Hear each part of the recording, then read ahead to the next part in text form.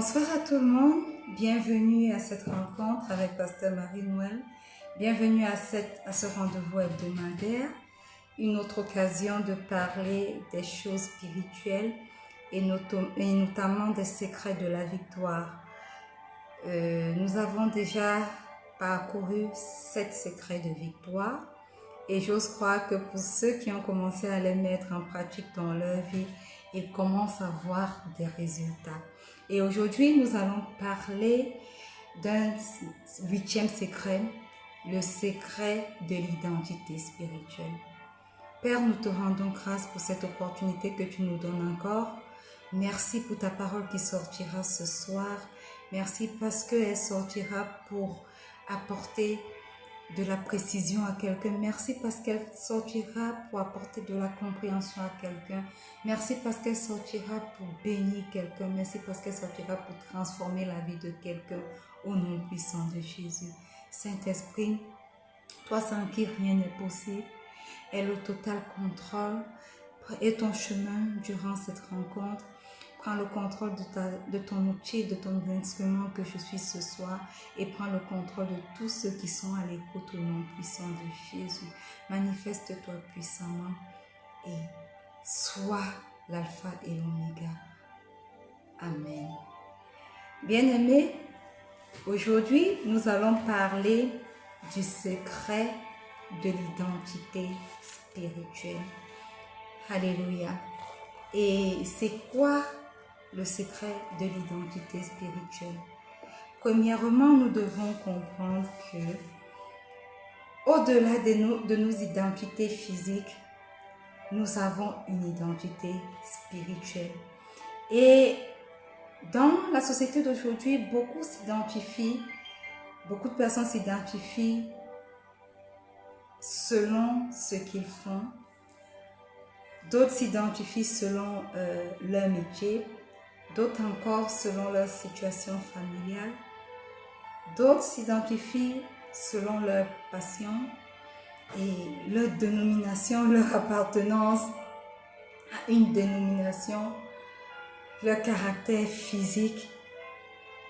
Mais au-delà de toutes ces différentes façons de s'identifier, nous avons une identité spirituelle. Alléluia.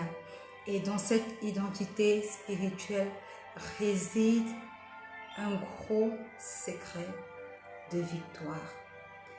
Il est donc important pour nous, bien-aimés, de connaître quelle est notre identité spirituelle pour pouvoir connaître les avantages qui sont attachés à cette identité. Amen. Et au-delà de connaître notre identité spirituelle, il est également important de connaître l'identité spirituelle des personnes que nous côtoyons. Alléluia. Ne pas connaître l'identité spirituelle de quelqu'un peut nous pousser à rejeter cette personne alors que nous avons précisément besoin de cette personne pour entrer dans nos bénédictions. Amen.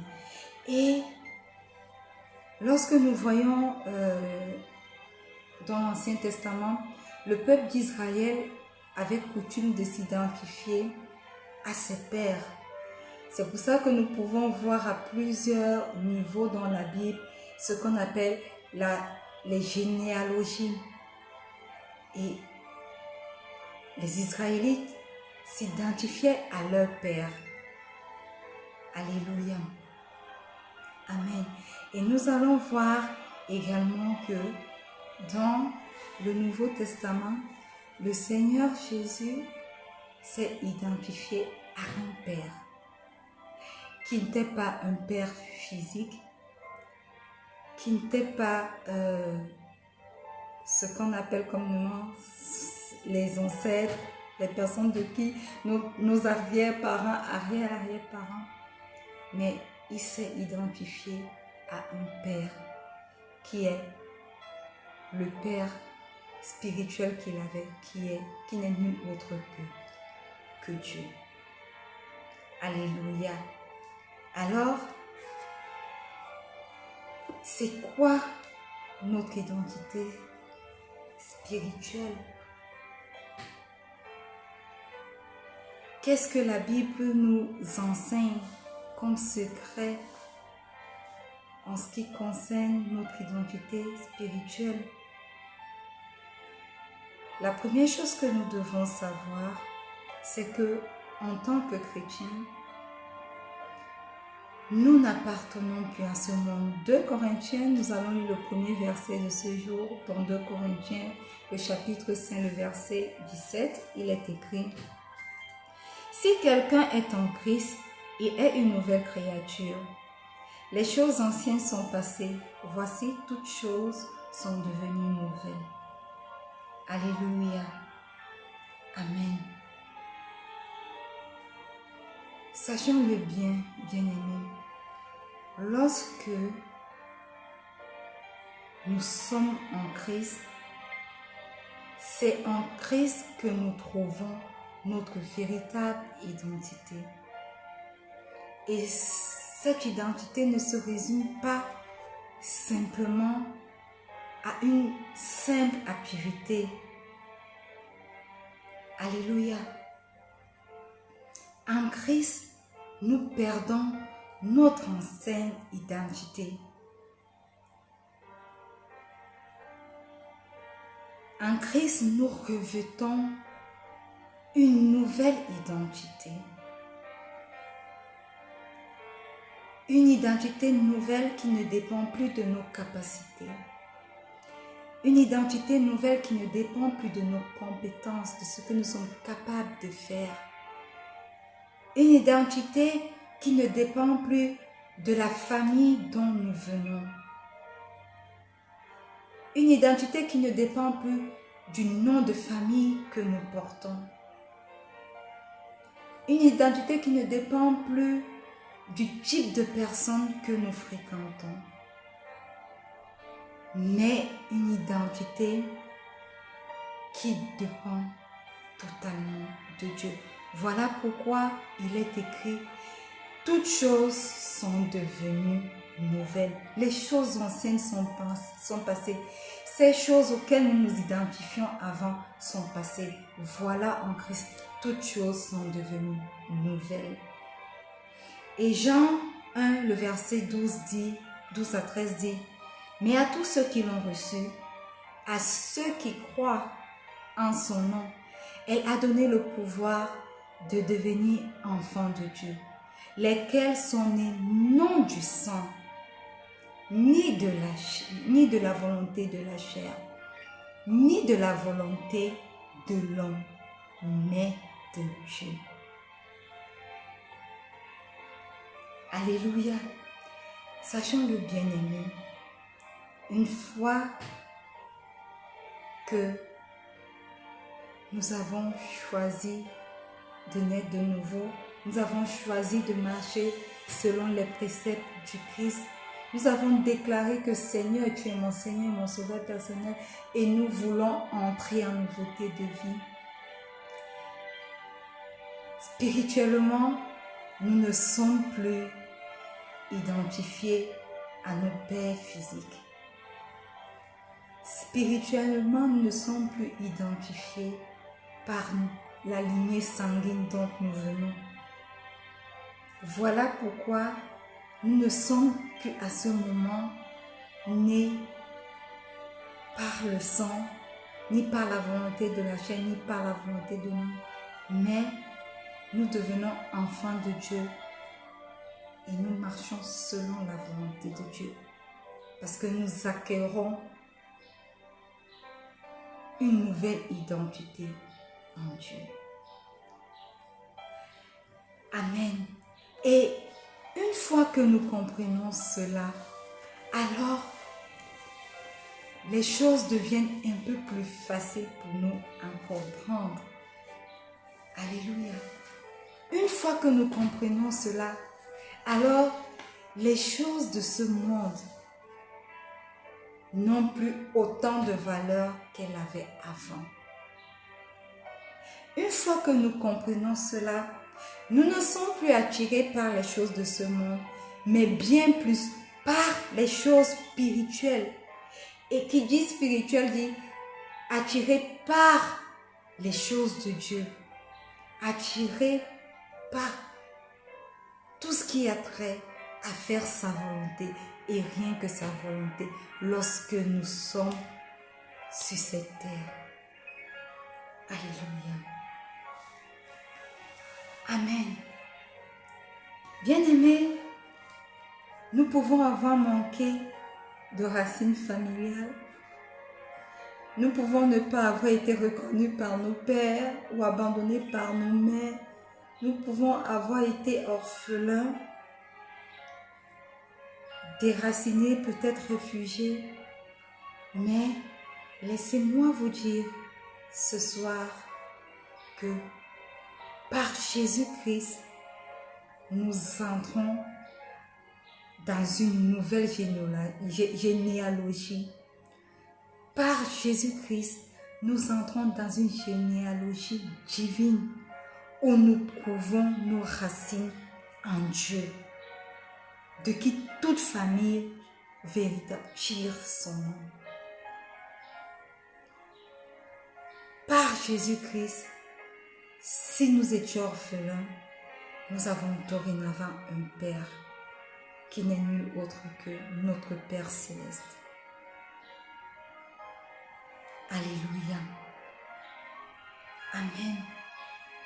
Si donc je ne suis plus du monde, qui suis-je? La Bible dit dans Colossiens 3,12 ainsi donc, comme des élus de Dieu, saints et bien-aimés, revêtez-vous d'entrailles de miséricorde, de bonté, d'humilité, de douceur, de patience. Si j'ai trouvé une nouvelle identité en Dieu, alors selon Colossiens 3,12, je suis élu et bien-aimé. Mon identité est élue et bien-aimé. Bien-aimé par qui? Oh, pas bien-aimé par les hommes, mais bien-aimé de Dieu.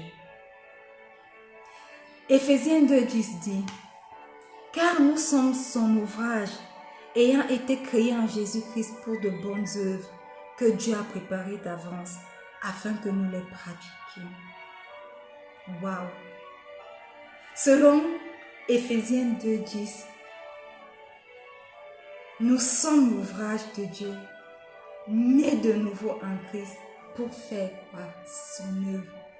Là est notre nouvelle identité. Donc que quelqu'un se lève et dise, l'ancienne Marie-Noël que vous avez connue ne l'est plus. Celle-là, elle est ancienne, elle est passée. Aujourd'hui, j'ai une nouvelle identité et je suis l'ouvrage de Dieu. Je suis élu de Dieu. Je suis bien-aimé de Dieu. Parce que notre identité ne se retrouve plus dans ce monde. Notre identité est en Christ. Alléluia. Éphésiens 4,24 dit, l'homme nouveau créé selon Dieu dans une justice. L'homme nouveau créé selon Dieu dans une justice et une sainteté que produit la vérité.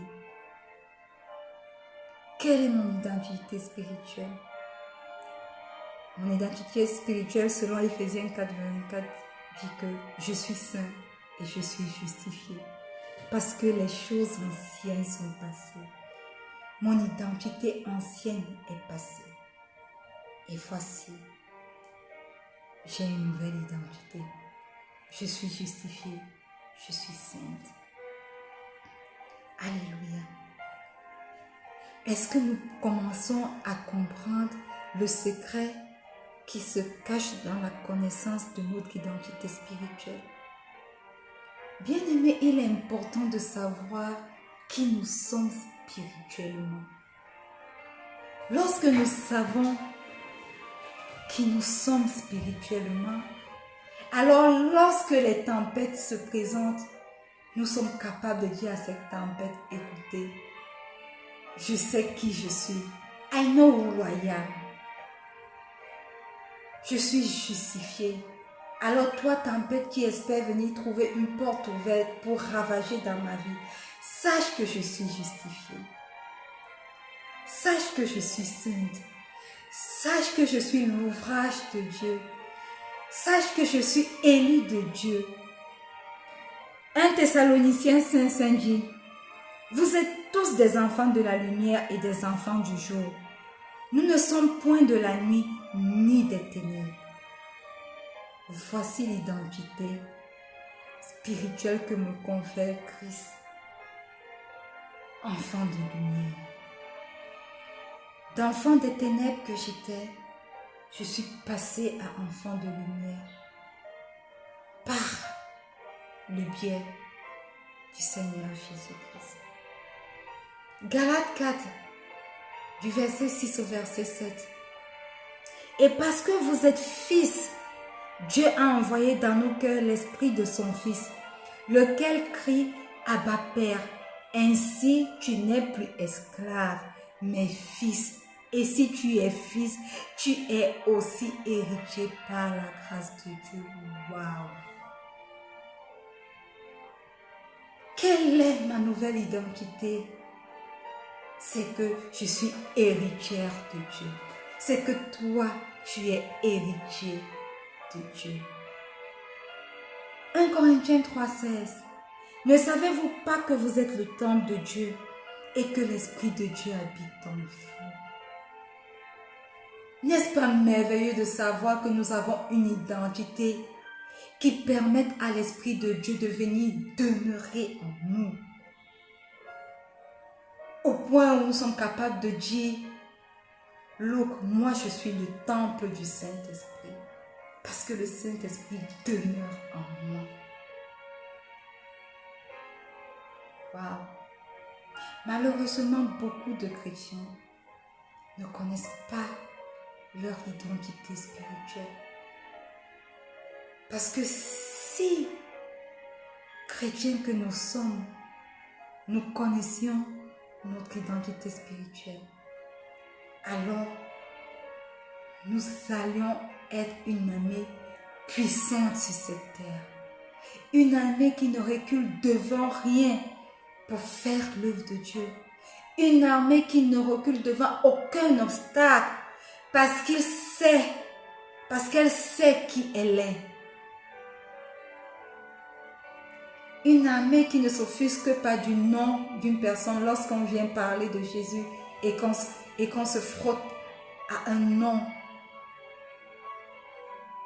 Une armée qui fait l'œuvre de Dieu avec amour sans être forcée parce qu'elle sait, elle connaît son identité, elle sait de qui elle est fils ou fille. Une armée qui sait que le Saint-Esprit réside en elle parce qu'elle est le temple de Dieu. Au lieu d'avoir des chrétiens déterminés, au lieu d'avoir des chrétiens sûrs, des chrétiens qui sont prêts parce qu'ils savent de qui ils sont héritiers, de qui ils sont fils. Nous avons des chrétiens qui malheureusement ont accepté d'être tourmentés par les choses de ce monde, ont accepté d'être menés à la baguette par les choses de ce monde. Des chrétiens qui ne connaissent en rien leur identité spirituelle et donc qui ne savent même pas ce qu'ils doivent réclamer en tant qu'héritier de Dieu, en tant que fils de Dieu.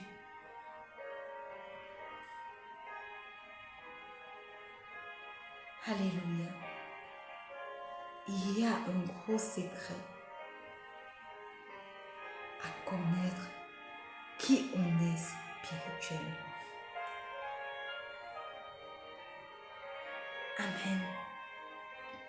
Jean 15:15. Je ne vous appelle plus serviteur parce que le serviteur ne sait pas ce que fait son maître. Mais je vous ai appelé amis parce que je vous ai fait connaître tout ce que j'ai appris de mon Père. Des chrétiens qui ne savent pas qu'ils sont des amis du Christ. 1 Corinthiens 12, 27. Vous êtes le corps de Christ et vous êtes ses membres, chacun pour sa part. Des chrétiens qui ne savent pas qu'ils sont les membres du corps du Christ. Si je suis héritier de Dieu, tout ce qui appartient à Dieu m'appartient. Tout ce qui appartient à Dieu m'appartient. Alors pourquoi me tourmenter? Si aujourd'hui je ne vois pas ceci, j'ai un grand-père, j'ai un grand Dieu qui me fait héritier de tout ce qu'il possède.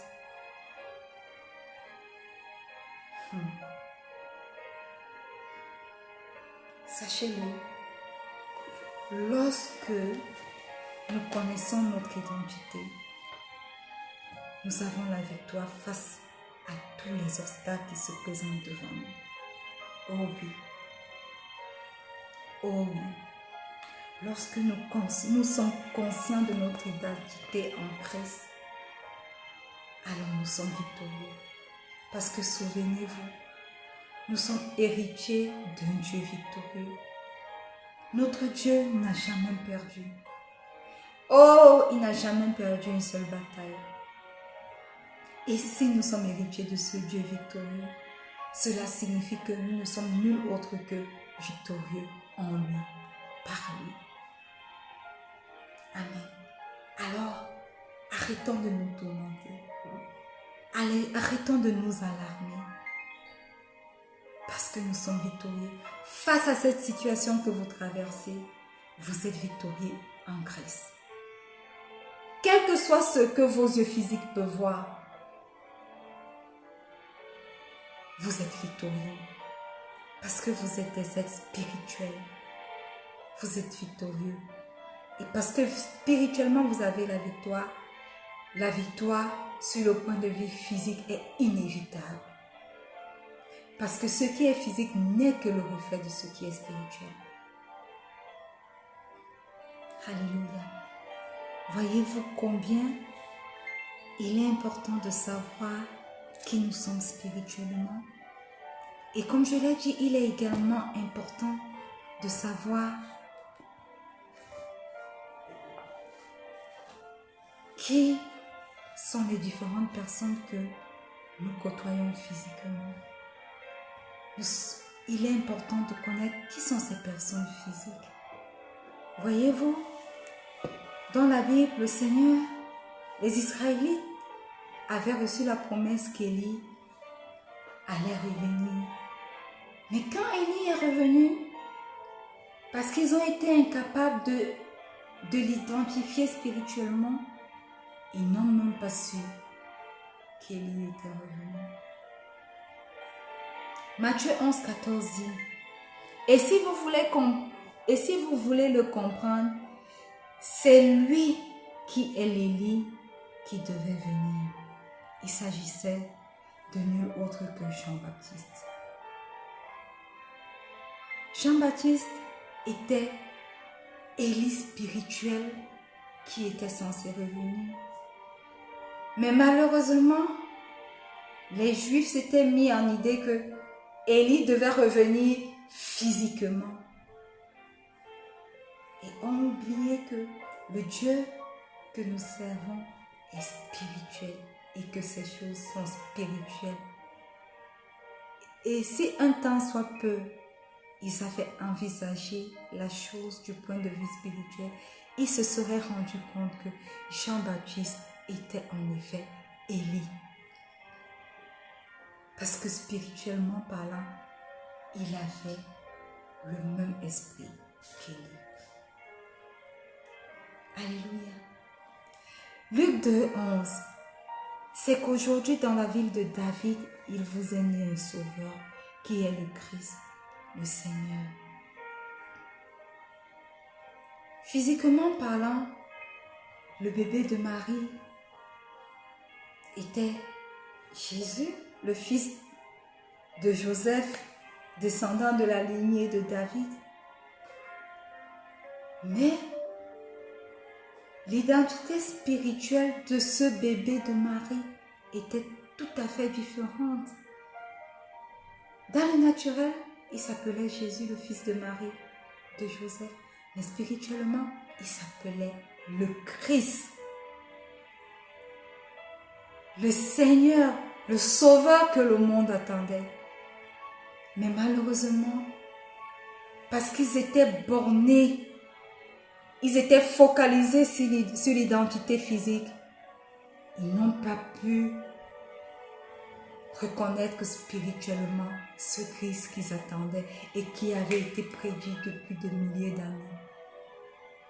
Voilà pourquoi il est important, bien-aimés, de connaître l'identité spirituelle des personnes qui nous entourent.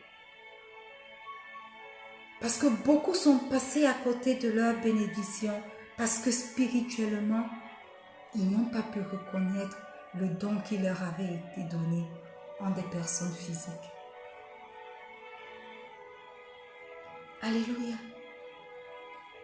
Élie spirituellement était le père d'Élisée. Voilà pourquoi dans 2 Rois, le chapitre 2 au verset 12, il est écrit, Élisée regardait et criait, mon père, char d'Israël et sa cavalerie, et il ne le vit plus. Saisissant alors ses vêtements, il les déchira en 2 morceaux. Élisée avait pu reconnaître en Élie son père spirituel. Voilà pourquoi la double portion lui a été accordée. Bien-aimés, êtes-vous capable d'identifier les dons que Dieu vous donne spirituellement? Êtes-vous capable de mettre de côté le jugement physique et de regarder dans le spirituel pour pouvoir bénéficier des dons que le Seigneur vous accorde? Je vais vous choquer en vous disant que dans Apocalypse 11, ce livre bourré de secrets de la victoire, lorsque vous allez avoir un peu de temps, lisez Apocalypse 11 du verset 1 au verset 9. Il est d'ailleurs écrit à partir du verset 7, je crois. Quand ils auront achevé leur témoignage, la bête qui monte de l'abîme leur fera la guerre, les vaincra et les tuera. Écoutez ce qui est écrit. Et leurs cadavres seront sur la place de la grande ville, qui est appelée dans un sens spirituel Sodome et Égypte, là même où leur Seigneur a été crucifié. Le Seigneur a été crucifié où? À Jérusalem, n'est-ce pas? Mais dans ce verset, dans ce passage, on dit, leurs cadavres seront sur la place de la grande ville, qui est appelée dans un sens spirituel Sodome et Égypte. Beaucoup seront surpris de comprendre que Jérusalem est spirituellement appelée, pas Jérusalem, mais Sodome et Égypte. Sodome qui a été une ville destinée à la destruction à cause des nombreux péchés. Égypte qui est une nation qui a été destinée au fléau et au jugement de Dieu. Spirituellement, Jérusalem est appelée du nom de Sodome et de l'Égypte. Spirituellement, ce qui signifie que quoi? Ce qui signifie que l'identité que l'on peut se faire d'un lieu ou d'une personne physiquement est complètement différente de l'identité que ce lieu revêt spirituellement ou bien que cette personne revêt spirituellement. Voilà pourquoi il est important de connaître qui nous sommes spirituellement et d'identifier les personnes que Dieu nous accorde spirituellement. Vous avez peut-être rencontré quelqu'un qui s'appelait spirituellement Absalom. Il faut le connaître. Vous avez peut-être rencontré spirituellement quelqu'un qui s'appelait Judas. Vous avez peut-être rencontré spirituellement quelqu'un qui s'appelle votre fille. Ou alors, quelqu'un que vous appelez votre fils spirituel. Vous avez aussi peut-être rencontré spirituellement quelqu'un qui s'appelle... vous avez peut-être rencontré quelqu'un qui s'appellerait spirituellement votre Père. Voilà pourquoi il est important d'identifier les personnes spirituelles que nous côtoyons et de connaître nous-mêmes notre identité spirituelle. Bien-aimés, nous allons clôturer en disant que il faut rechercher les identités spirituelles des personnes que nous côtoyons. Et une chose très importante, prenons tous garde à ne pas nous tromper. Alléluia. Merci, bienvenue. Malheureusement, je ne vous ai pas souhaité bienvenue. Bienvenue à tous ceux qui se sont connectés. Merci de vous être connectés.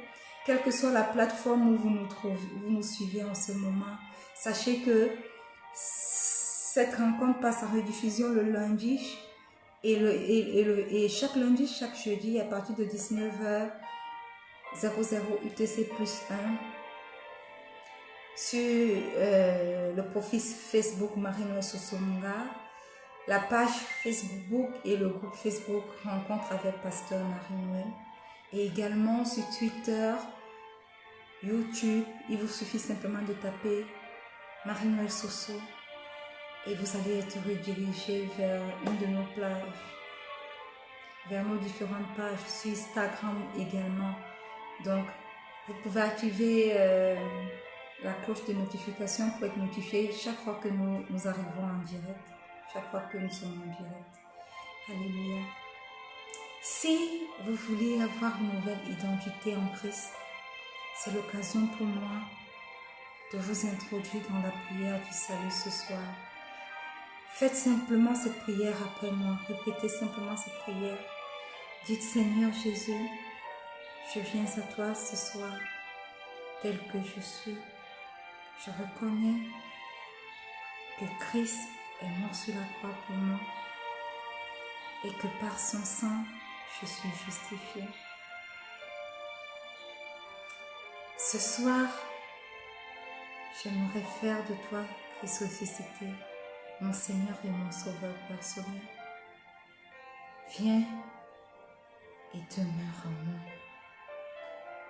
Établis-toi dans moi et établis-toi sur mes cheveux, mes yeux, ma bouche, mes organes, mon sang. Établis-toi dans chaque cellule de mon corps. Saint-Esprit, viens et remplis-moi. Prépare-moi pour l'enlèvement de l'Église. Au nom puissant de Jésus. Amen.